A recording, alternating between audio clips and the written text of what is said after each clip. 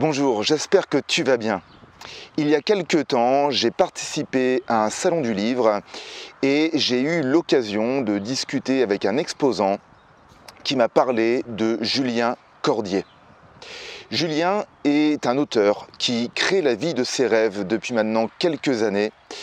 Il écrit des romans et surtout ce qui m'a touché, c'est que c'est une personne qui est engagée dans le domaine de l'auto-édition. Mais il en parlera beaucoup mieux que ce que je pourrais vous en parler. Cela dit, si vous ne me connaissez pas et que c'est la première fois que vous arrivez sur ma chaîne, je m'appelle Gabriel Moreau et je suis moi-même auteur indépendant du livre Créer la vie de vos rêves. Si vous voulez en savoir plus, vous pouvez aller voir dans la description qui est située sous cette vidéo. Allez, maintenant, assez parlé de moi, je laisse la place à Julien Cordier. Très bonne interview et je vous dis à très bientôt. Ciao. Bonjour à tous, vous qui nous regardez. Aujourd'hui, je suis heureux de recevoir et d'interviewer Julien Cordier. Julien, je l'ai rencontré, on peut dire ça comme ça en quelque sorte, lors d'un salon du livre que j'ai fait à Vichy. En fait, c'est une exposante qui m'a parlé de Julien, qui m'a parlé un petit peu de ce qu'il faisait dans le milieu du livre, de l'auto-édition. J'ai capté qu'il y avait une certaine dose d'engagement. Ça m'a donné envie de le contacter. Parce que j'ai ressenti que c'était quelqu'un qui voulait créer la vie de ses rêves. Et en fait, c'est ce qui, c'est ce qui s'est passé à notre premier contact téléphonique. Et donc aujourd'hui, je suis avec Julien. Julien, merci en tout cas d'avoir accepté cette interview. Est-ce que Merci tu à peux toi te de m'avoir proposé. présenter dans les grandes lignes? Que fais-tu? Qui es-tu, Julien? Je m'appelle Julien Cordier. De métier principal, je suis développeur en logiciel embarqué dans le domaine agricole, pour faire très large. Et sinon, depuis 2018, j'ai décidé de réaliser un rêve d'enfance que j'avais jamais osé réaliser jusque-là, c'est-à-dire écrire des histoires avec, à terme, le rêve de pouvoir les réaliser en film. Mais aujourd'hui, c'est déjà une première étape de passé où j'écris mes propres histoires sous forme de romans et je les publie de cette manière, de manière indépendante. D'accord. Et justement, pour revenir un petit peu sur la genèse de ce rêve, Mhm. est-ce que tu te rappelles, toi, dans ton enfance, ce qui t'animait? J'ai toujours eu, on va dire, un esprit créatif quand j'étais gamin. J'adorais la musique, le cinéma, j'adorais l'audiovisuel, j'adorais tout ce qui touchait à l'image, au son, à tout ce qui pouvait amener vers l'imaginaire, tout ce qui pouvait vraiment nous plonger dans des histoires. Et je rêvais de devenir réalisateur de films un jour au cinéma. Et le truc, c'est qu'à l'époque, pour dire qu'il y a eu vraiment du chemin de fait entre-temps, hein, à l'époque, j'étais vraiment maladivement timide et introverti. Mais ceux qui me connaissent voient la différence, mais c'est dur à décrire, hein. C'était vraiment maladivement timide. Et à la fin du lycée, comme tous les lycéens, je trouve qu'on nous demande toujours trop tôt ce qu'on veut faire de notre vie. On ne sait pas toujours. Moi, je me suis dit, je veux devenir réalisateur de films, donc je me suis inscrit dans une école d'audiovisuel. Mais comme je disais, j'étais très timide, très introverti, et j'ai pas su convaincre aux entretiens oraux, on va dire, pour cette école. Je me suis retrouvé tout juste sur les listes d'attente. Et quand en juin j'ai eu la réponse, en gros, ben, tous mes vœux dans cette école étaient refusés. Enfin, j'étais que sur les listes d'attente. Donc je me suis dit, faut rebondir. Et à l'époque, j'étais pas prêt. Donc je me suis retrouvé à poursuivre mes études de ma passion secondaire, qui est l'informatique embarquée. Et je me suis retrouvé à faire ce métier-là. Donc 2008, mon master en poche, c'est là que j'ai commencé à faire ce métier de développeur logiciel. Et ce qui s'est passé, c'est que de 2004 à 2008, en 2004, je faisais des rêves un peu étranges qui m'ont surpris et je me suis mis à vouloir voir si j'étais capable d'écrire un roman. Parce qu'à l'époque, j'écrivais des scénarios, mais ça finissait toujours dans le fond d'un tiroir parce qu'à l'époque, on faisait pas des films aussi facilement qu'aujourd'hui. Fallait du matériel, fallait beaucoup de choses et ça s'arrêtait souvent au stade du scénario. Là, je me suis dit, écris un roman, tu verras si tu en es capable. Et en 2008, je l'ai fini, donc l'année où j'ai eu mon diplôme, mais le résultat n'était pas encore satisfaisant à mon goût. Et je me suis toujours dit, bah, je le finirai, sauf que 2008, je suis rentré dans la vie active.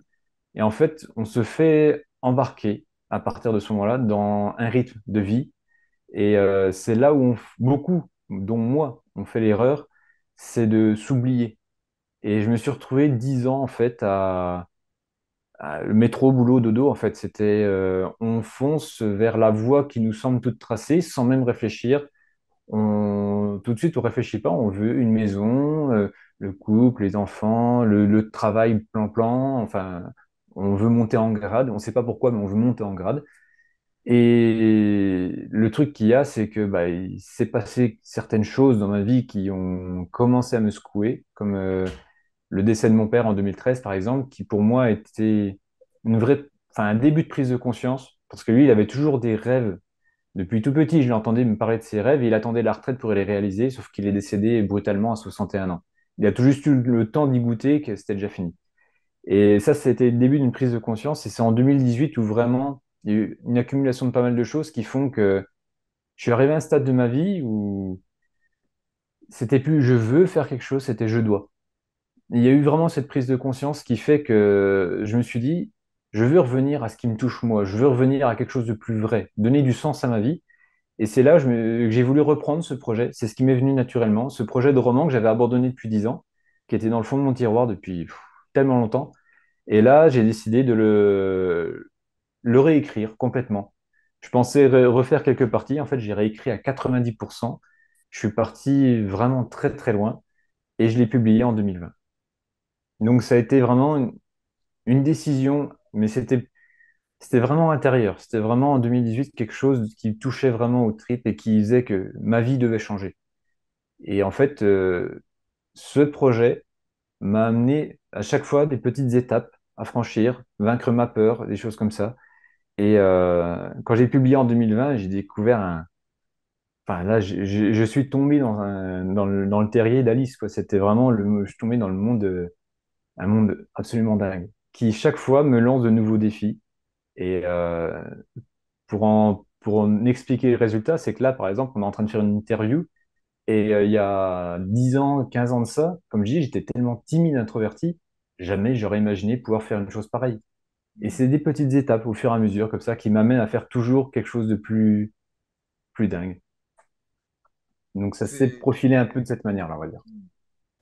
c'est très touchant cette histoire parce que je retrouve, enfin, je me retrouve aussi d'autres manières et puis d'autres entrepreneurs que j'ai pu former. J'ai l'impression que quand tu parlais de cette vie, tu sais, qu'on prend à un moment donné, Mm. euh, à la vie de famille, la maison, le travail, et on peut vite se retrouver déjà un peu pendu par les pieds avec ça, parce qu'après on a des factures, certaines C'est personnes ça. ont des crédits, et quand on a envie d'entreprendre, c'est encore plus dur en conséquence.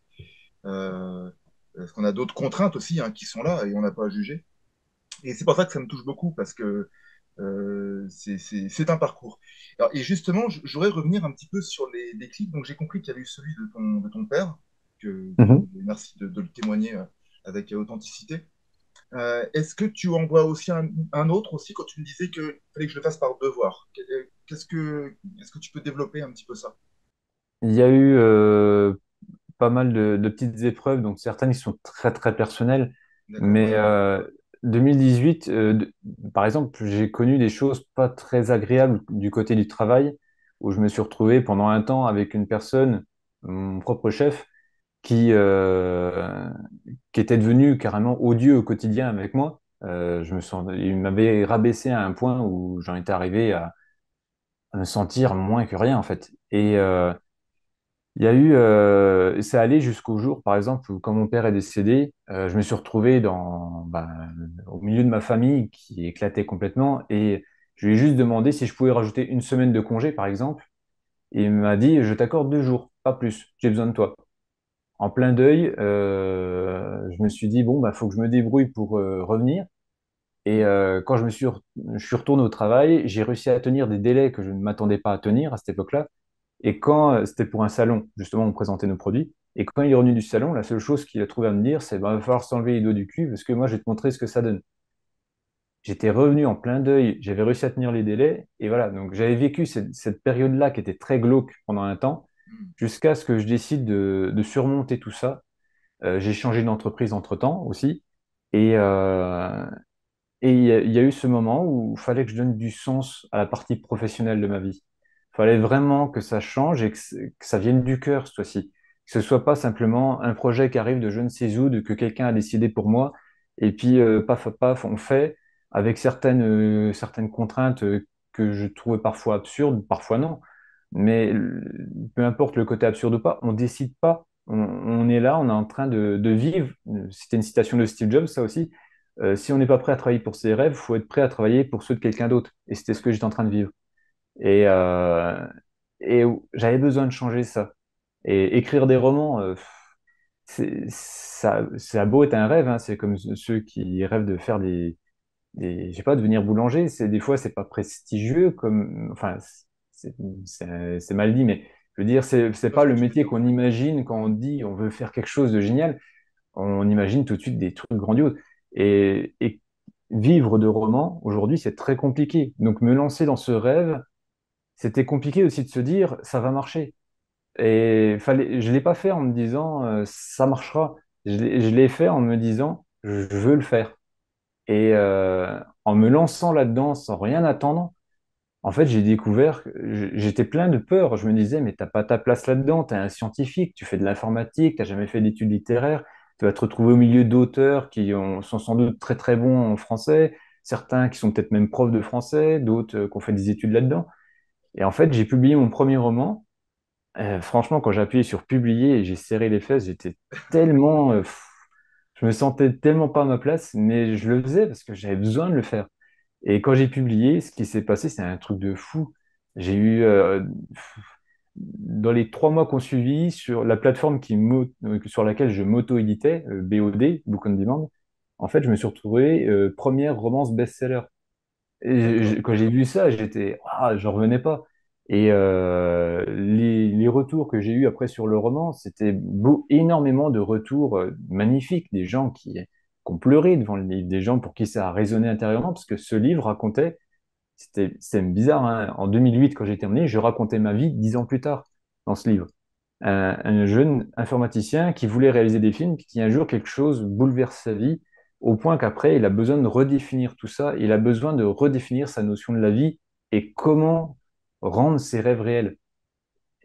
J'étais en train de le vivre en même temps que je l'écrivais.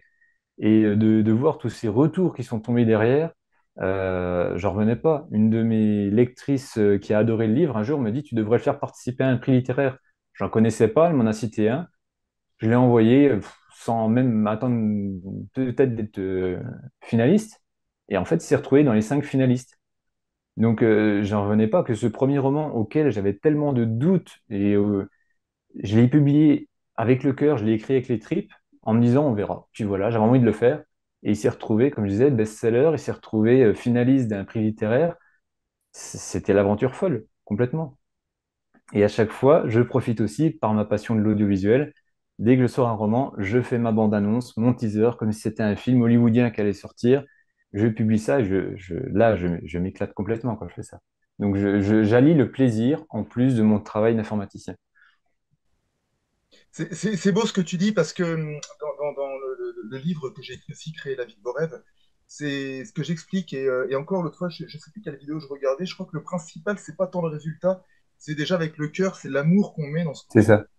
et dans le présent. Et que c'est vrai que quand on se détache du résultat, parce que je suis aussi dans cette mouvance-là, dans cette dynamique avec ce que je crée, et c'est fou les miracles qu'il peut y avoir. Même il y a des moments où on pourrait Hmm. même en avoir, enfin pour moi, c'est pas honte, c'est pas ça, c'est de cacher un petit peu ça, parce que comme s'il y avait des gens qui diraient, mais en fait, t'es fou.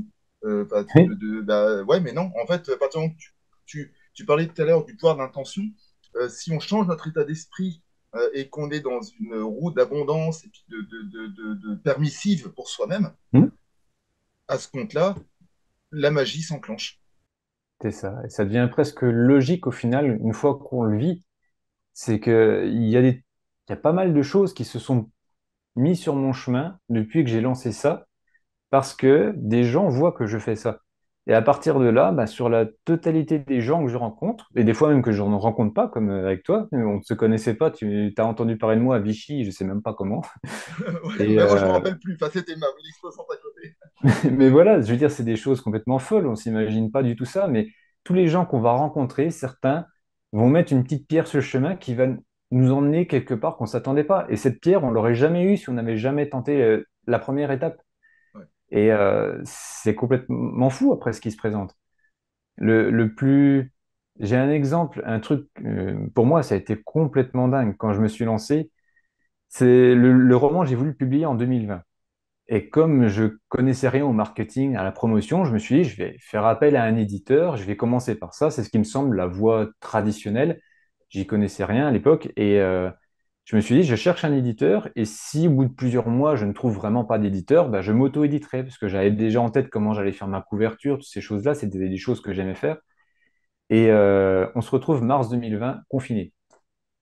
Je me suis dit, c'est pas possible, on tombe dans un roman de science-fiction, quoi. C'est l'année où je décide de me lancer, enfin d'y croire, on me sort une pandémie mondiale, on me dit, t'es confiné. Et moi, j'avais enregistré inconsciemment le symbole de si j'y arrivais, ça voulait dire que il y a un grand salon littéraire à Nancy, pas loin de là où j'habite. C'est le Livre sur la place. C'est le premier grand salon littéraire de chaque année, la rentrée littéraire, en fait, en septembre. Et il y a 150 000 visiteurs sur 3 jours, c'est énorme. Et je m'étais dit, le jour où je considérais que j'aurais réussi, c'est le jour où je serais de l'autre côté de la table à ce salon. Et l'année-là, je comptais y aller en passant par une association qui permet à des auteurs indépendants d'avoir une petite place. Et confiné, je me suis dit, il n'y aura pas le salon. Et c'est là où un truc de dingue s'est profilé, c'est qu'une idée m'a traversé l'esprit quand j'ai commencé à me dire, il n'y aura pas ce salon cette année. J'ai écrit un mail à l'association, à la présidente. Je me suis demandé ce que j'étais en train de faire en écrivant ce mail. Je me suis dit, mais qui t'aide pour... Mais je me suis dit, je donne l'idée, ils en feront ce qu'ils veulent. Je leur ai dit, pourquoi ne pas faire le salon du livre sur la place en virtuel? Comme ça, on prend les devants, on était en mars. Je me suis dit, on a le temps de créer le site web. Et s'il y a pas le salon, on aura ce site virtuel où j'imaginais déjà le truc, parce que l'association s'appelle la PAC. Donc je me suis dit, le livre sur la place, ça deviendrait le livre sur la PAC. J'avais déjà le site en tête presque. Et j'aurais proposé l'image là avec une page, ça représente un chapiteau, comme sur le livre sur la place, pour dédier à un auteur avec le design et tout. On pouvait même imaginer le chapiteau des interviews, où là, j'aurais fait des montages vidéo. Enfin, on aurait pu faire des montages vidéo. J'imaginais pas que c'était moi qui allais les faire. Et je me suis dit, on pourrait imaginer l'hôtel de ville de Nancy virtuel, là où on reçoit des Guillaume Musso devant tout le monde avec quelqu'un qui interview, en faisant des lives sur YouTube. Et j'ai proposé l'idée, et en fait, la présidente de la SOS m'a dit, si tu veux le faire, tu le fais, on te suit. Mon premier site web, il datait de 2 mois avant. Ah C'était oui. mon site auteur. Je me suis dit, mais dans quoi tu t'embarques si tu dis oui? Et je ne sais pas pourquoi j'ai dit oui. Et je me vois en 2020 lancer mon premier roman avec cette idée de rien ne m'arrêtera pour le lancer, ce livre.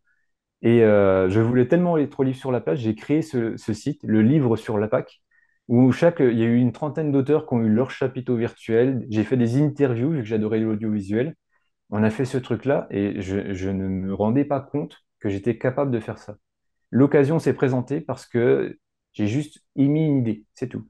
Et je me sentais pas capable de le faire et je l'ai fait. Et c'était juste un truc de dingue parce que ce site web, en le publiant, j'ai rencontré plein d'auteurs finalement, parce qu'ils m'ont tous envoyé leur interview, leur contenu à afficher. Et ça a donné lieu à France 3, par exemple, qui me propose de venir en direct au 19-20 pour parler de ça. Et moi, comme je disais, il y a à peine 10 ans, j'étais hyper timide. Je me suis retrouvé en direct sur le plateau de France 3 avec le petit écran qui montre ce qu'il y a à la télé et j'étais terrifié. Mais je me suis retrouvé là-dedans. Et ça m'a permis de sauter encore une étape pour traverser ma peur. Et au fur et à mesure, il y en a qui se présentent comme ça parce que j'ai osé à un moment faire quelque chose. Et ça déclenche de nouvelles choses au fur et à mesure. Ah, super. C'est C'est juste, on parle aussi de comment on appelle ça déjà, pas la puissance de l'attention, la loi de c'est l'attraction, peut-être, non, que tu parlais, la non? loi de l'attraction, voilà. On parle de la loi de l'attraction. En fait, ça paraît mystique des fois quand on le dit, mais c'est juste logique. On fait quelque chose, on devient un petit peu ce quelque chose aux yeux des autres, et résultat, les autres nous provoquent nos nouvelles situations. Et sans essayer, en fait, on ne provoque rien.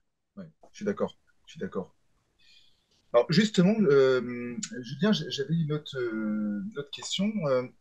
Peut-être s'il y a des écrivains quoi, qui nous regardent. Je sais que tu es engagé dans le milieu de l'auto-édition, que tu as fait une superbe action. Ça voilà, j'aimerais bien en parler, quoi, quelques minutes parce que ça me Ouais. paraît sympa de le mettre en avant. Est-ce que tu peux en parler? Alors, ce qui s'est passé, c'est que, comme j'ai expliqué, en 2020, je me suis auto-édité parce qu'on s'est retrouvé confiné. Donc, il a fallu que je fasse connaître mes livres. Et en tant qu'auteur, ben, on cherche comment faire connaître nos livres. Et là, je me suis rendu compte très vite, je vais résumer, mais en gros, que tous les auteurs, finalement, on a tous le même réflexe. On va sur les groupes Facebook, on va sur Instagram, on va sur les réseaux sociaux pour faire connaître nos livres. Après, nos livres, on aime bien les voir en librairie. Donc, qu'est-ce que j'ai fait? Je me suis passé par une plateforme d'auto-édition qui me permet d'être partout, y compris distribué en librairie. Je me suis dit, j'ai pas de diffuseur, c'est à moi de contacter tous les libraires pour qu'ils acceptent de mettre mon livre en rayon. J'en ai contacté plus d'une centaine, j'ai pas le chiffre exact, mais ce que j'ai constaté, c'est que seulement 10 à 15% des libraires acceptent de donner une chance à un auteur qui n'est pas édité, qui n'est pas connu.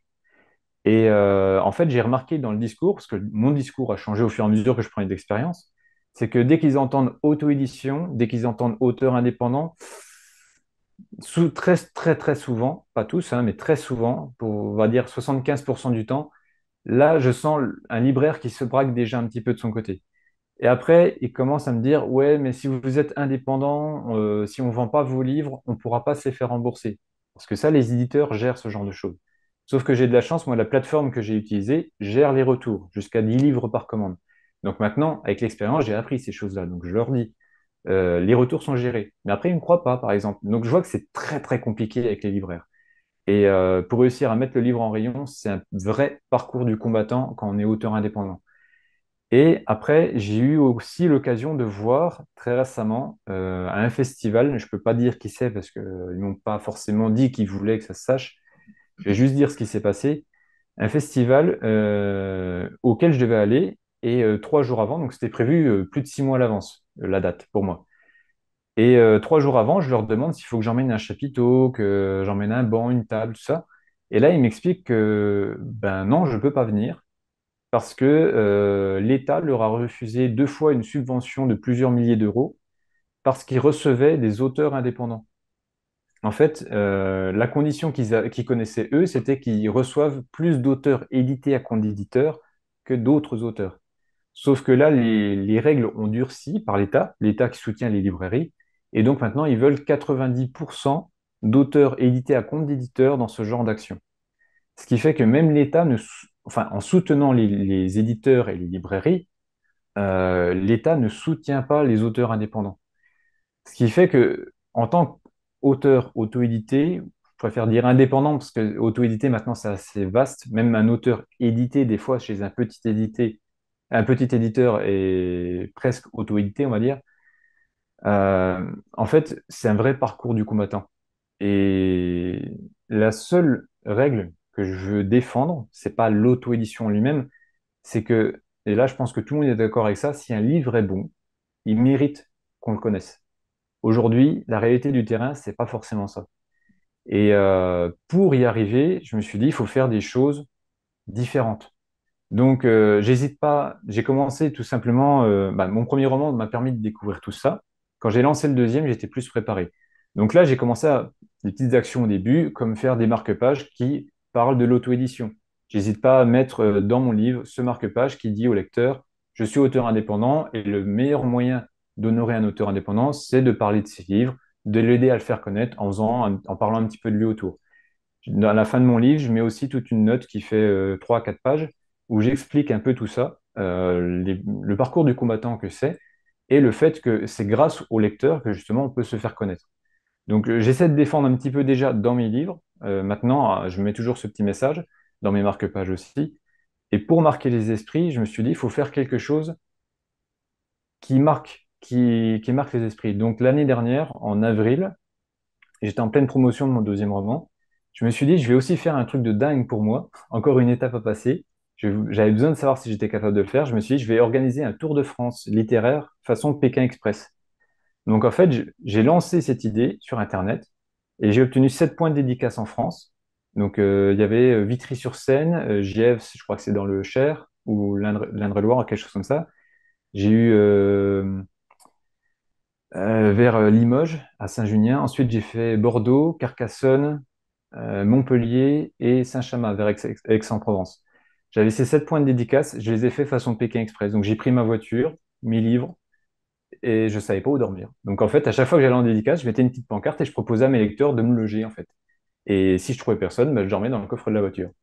Donc, j'ai fait ce tour, ce road trip pendant 11 jours, et je me suis dit, une action comme ça doit servir. Moi, c'était pour moi personnellement à la base, pour me dépasser encore, puis prendre plaisir en plus avec ça.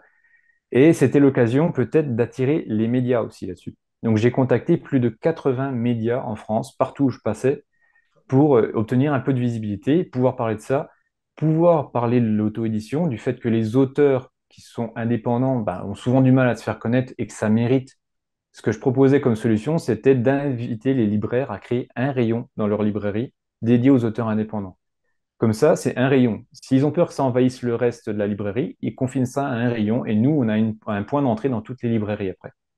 C'était une première étape, ça résoudrait pas tout, mais c'était ça que j'essayais de défendre pour essayer de faciliter l'introduction des auteurs indépendants en librairie, ouvrir cette visibilité auprès des gens qui ne connaissent pas les auteurs indépendants. Et c'était une manière aussi de prendre plaisir dans l'aventure, de faire connaître mes livres au passage et en même temps, pour faire entendre le message encore plus fort, j'ai créé une pétition dont j'ai mis le lien sur mon site web aussi, qui permettait aux gens de défendre ce fameux rayon dans les librairies. Alors, comme je dis dans cette pétition, le but, c'est pas de dire qu'on défend l'auto-édition ne veut pas dire qu'on est contre les maisons d'édition, ni contre les libraires. Ça, c'est un message sur lequel je tiens à être clair. Je pense que tout le monde a sa place. Même moi, il est probable que j'essaye de me faire éditer un jour. C'est une expérience. J'essaye quelque chose de nouveau à chaque fois pour comprendre les rouages, pour savoir de quoi je parle exactement. Et donc, j'invite les libraires à créer ce rayon. Je l'ai mis dans la pétition. J'ai bien expliqué ça dans la pétition. Et aujourd'hui, elle a recueilli presque 2000 signatures, je crois, au dernier moment. Donc j'ai tout lancé en même temps, ce Tour de France, cette pétition, pour vraiment que le message soit entendu de manière très forte. Et en même temps, moi, ça me permettait de faire connaître mes livres et de prendre plaisir dans une aventure complètement folle. Tout à fait. Bravo, c'est super. Et d'ailleurs, justement, pour rebondir sur ce que tu dis, comment les personnes qui nous regardent peuvent... tu as une chaîne YouTube, je crois.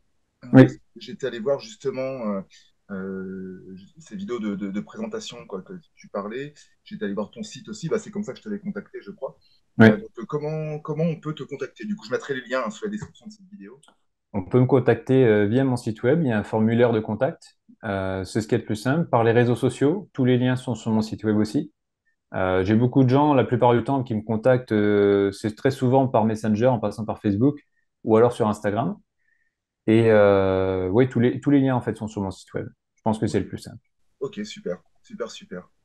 Et avant de terminer, Julien, est-ce que, comme ça, spontanément, tu aurais un conseil à donner aux personnes qui ont envie de se lancer, que ce soit d'ailleurs en tant qu'auteur ou autre, hein, peu importe, par rapport à toi, ton vécu? Si tu pouvais leur dire quelque chose, ce serait quoi, comme ça, un message encourageant? Moi, je dirais vivre avec ses tripes, euh, faire les choses pas dans le but d'obtenir du résultat, faire les choses dans le but d'y prendre vraiment du plaisir. Parce que ce que j'ai compris moi, en tout cas, c'est que si on éprouve du plaisir dans une certaine aventure, on ne sera pas les seuls à éprouver du plaisir. Si on fait les choses dans le but d'avoir du résultat, on les fait de manière automatique. Et on se fiche de quelqu'un qui fait ça. Si c'est de manière automatique, on n'a même pas envie de regarder la fin de la vidéo. Par contre, quelqu'un qui fait un truc de dingue parce qu'il a décidé d'y prendre plaisir, de se lancer un défi, c'est inspirant. Moi, je regarde la fin de la vidéo quand c'est comme ça. Et le seul truc, c'est qu'il faut pas le faire dans le but de faire cette vidéo, faut le faire dans le but de se faire plaisir. De le faire avec les tripes, de le vivre à fond. Hmm. Ok, message reçu. Merci. Merci, Julien. On va terminer cette Avec plaisir. interview ici. Merci, Julien. Encore une fois Merci de à toi. plus. Voilà, je te témoigne ma gratitude, hein, parce que c'est des moments que j'adore, hein, ces interviews, d'écouter ces entrepreneurs. Moi, franchement, ça me fait vraiment plaisir. Donc, je te dis à très bientôt. Et puis encore, n'oubliez pas, pour vous qui nous regardez, que toute évolution provient d'une action. Ciao, Julien. Je peux pas enregistrer À encore. bientôt.